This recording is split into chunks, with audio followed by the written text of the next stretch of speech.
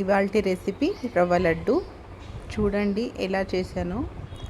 ముద్ద చాలా సాఫ్ట్గా ఉంటుంది లడ్డు కూడా.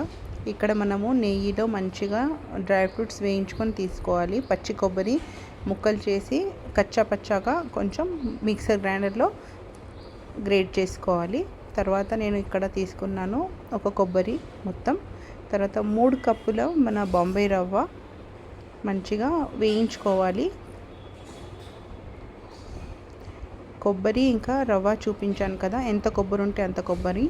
తర్వాత బాంబే రవ్వ 3 కప్పులు. ఇక్కడ నేను డ్రై ఫ్రూట్స్ మొత్తం మంచిగా వేయించుకున్నాను మన నెయ్యిలో. తర్వాత కొంచెం ఇంకా 2 స్పూన్ నెయ్యి వేసి మంచిగా బాంబే రవ్వ మంచిగా బ్రౌన్ కలర్ వచ్చే వరకు మంచి సిమ్లో వేయించుకోవాలి, పక్కన పెట్టేసేయాలి. తర్వాత మన కొబ్బరి కూడా పచ్చి కొబ్బరిలో కొంచెం నెయ్యి వేసి అదే కడాయిలో పచ్చి కొబ్బరి వాసన అంతా పోయే వరకు, డ్రై అయ్యే వరకు చూడొచ్చు. టెక్స్చర్ మీకు అర్థమవుతూ ఉంది.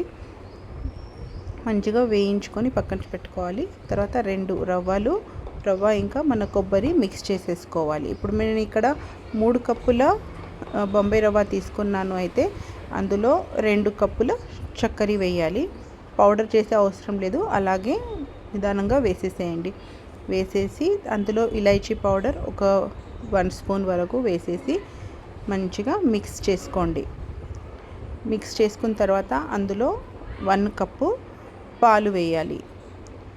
మెల్లగా మిక్స్ చేసుకుంటూ 1 కప్ పాలు వేసేసుకోవాలి. 1.5 వరకు పాలు తగ్గుతుంది, వేసేసేయాలి. మంచిగా వేసేసి లడ్డూలాగా బైండింగ్ అవుతుందంటే దింపేసి చల్లని ఉంచాలి, అంటే కూల్లో పెట్టేసేయండి. తర్వాత అది మొత్తం చిల్ అయిపోతుంది కదా, అప్పుడు అందులో డ్రై ఫ్రూట్స్ వేసేసి మన చేతిలో కొంచెం వాటర్ పెట్టుకొని లడ్డూలు చుట్టాలి.